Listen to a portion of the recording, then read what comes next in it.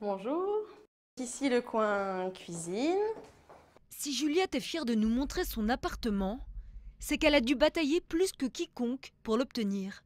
Atteinte d'un cancer de l'utérus à seulement 22 ans, 5 ans plus tard, elle est aujourd'hui guérie, mais son passé continue de la rattraper, jusque dans ses demandes de prêt.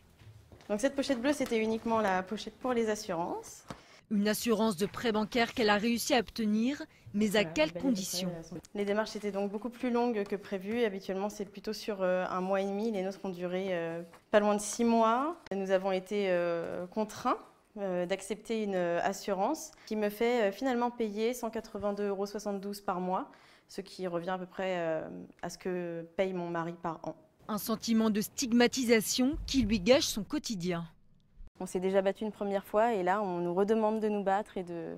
Oui, on est fliqué. On est fliqué pour des choses qui, a priori, ne sont censées ne concerner que notre vie de famille, notre vie de couple. Et c'est un sentiment, oui, d'injustice et de fatigue.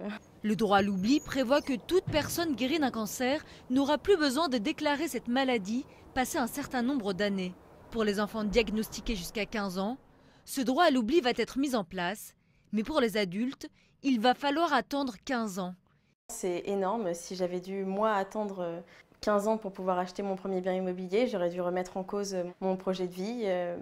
Un véritable droit à l'oubli pour ne plus avoir à payer le prix de la souffrance passée une fois guérie.